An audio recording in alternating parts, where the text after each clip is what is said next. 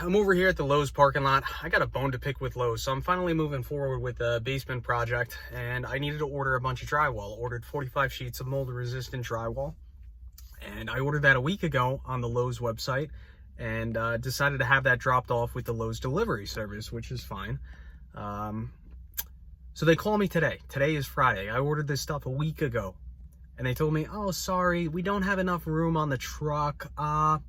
Yeah, we asked the driver if he could come back and pick up your stuff, but he's going to be out of time on his driving hours by then, so we could drop it off tomorrow." I'm like, that's not okay. That's not cool, Lowe's. You know, I've traditionally been a Home Depot guy, but I'm starting to flip the coin over to Lowe's. I really like the inside of Lowe's, but this is unacceptable for delivery service. Maybe I'm just a little pissed off because I am pissed off, but you should give priority on those delivery trucks to the people that order the earliest. I ordered this a week ago. You had a week to tell me that you needed to change to the delivery date, because I have a guy coming out of state to help me out, and it just screwed up all my plans. So I had to go pick up the dump trailer. I got the dump trailer behind me.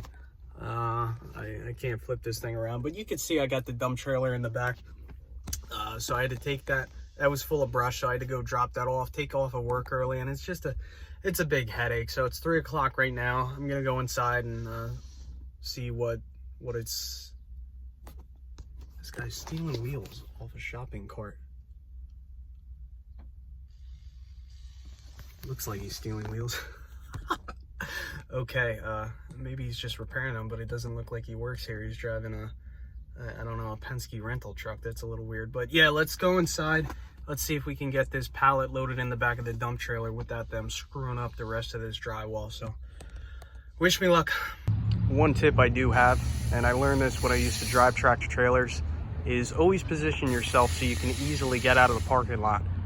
Back when I was hauling a 53-foot trailer, sometimes you'd pull in a parking lot to make an ice delivery, and then the parking lot would fill up, and then you'd find yourself unable to get out of the parking lot. So it is nice that Lowe's has these trailer parking spots, but you know, it's just a good habit to get into. Make sure you can always get out. All right, just got everything loaded up. I wasn't completely happy about how it went, but it's here. I complained about these 2 sheets that were wrecked, but it looks like I actually just wrecked another one with this strap, which, you know, not a big deal. The idea was that plywood was going to protect it, but here we are. 45 sheets plus 2, so we have 47 sheets. Good bit of weight in the trailer, and got a lot of work ahead of me. Man, do I feel like an amateur. So when this guy loaded this in here, they didn't have a set of long forks. So what they did, they brought the skid in sideways, rested it on one of those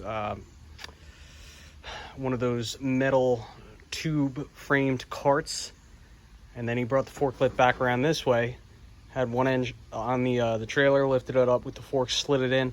And when he slid it in here, this is how it kind of initially was. Diagonal, that front corner was hitting. And I put a couple straps on this, but I guess I hit the brakes too hard and everything jolted forward. I don't think I really did any damage. It's actually kind of ironic, because I was thinking, should I buy some insulation? And I'm really happy I did, because I ended up throwing that in front of the trailer, and I think that cushioned everything. So this damage was here. This is what I initially complained about, and I got 2 more sheets. That was also like that. So, you know, there's a few little nicks and dings here that are obviously going to have to get patched up, but that's just part of the business, I guess, right? Yeah, under here. Yeah, that corner got, it may have gotten a little bit of damage, but, you know, nothing critical.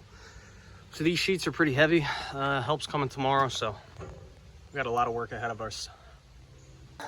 It's a few days later now. I didn't bother recording bringing all the sheets down here because I had help coming from out of state, and it just needed to get done. There wasn't time to film. So this is where all 45 sheets initially were. All I have left is 8 full sheets. There's 4 here, 2 on the table, and another 2 right there. Those are the wreck sheets, which the other side's actually okay. I might return these. I mean, this is clearly something that I did not do. That was probably the bottom of a skid, and that's probably a forklift mark right there. But yeah, this is how it's coming out, which some of you may be questioning, do you need a building permit for what you're doing? And the answer is no. I checked my local codes and regulations, and all I'm doing is basically replacing what was down here. I'm not altering anything. I'm just correcting the issues that were down here, which to be quite honest, I'm not sure how all this lighting got approved, got a UL approval, because I didn't have any of this this Romex strapped up. This was originally up in a drop ceiling. But yeah, at 2 points in this house's life, there was a bunch of water in the basement.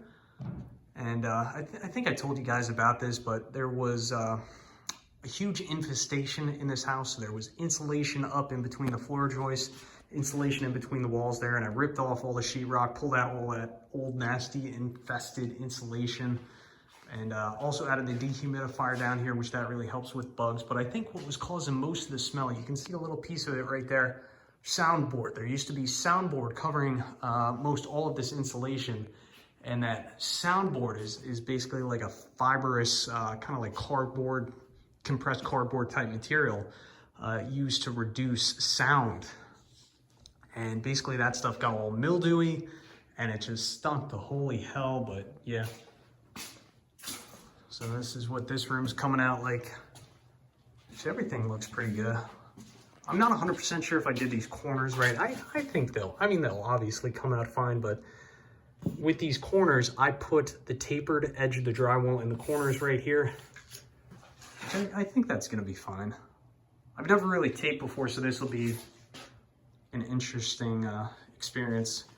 There's gonna be shelves going here, so what I actually did, you can't see it now, but I actually put plywood backing behind the sheetrock, so when it does come time to put shelves here, there's gonna be a sheet of plywood that you can drill into on the back here. So, show you the other side of the wall. This wall came out really nice. So what I'm planning on doing now is I'm actually gonna bring this wall all the way up to the floor joist, close all that off just to kind of create a bit of a fire barrier. I'd like to close that off too, which it never went, the drywall really never went all the way up to the ceiling to begin with, but I'm here now. I think it just kind of makes sense to do it. I think it'll look a lot cleaner. Same thing in here. I'm gonna bring that wall all the way up. Just try and create some fire separation. All right, that's pretty much it. I'll probably check back in when I start spackling. You guys could watch that mess go down.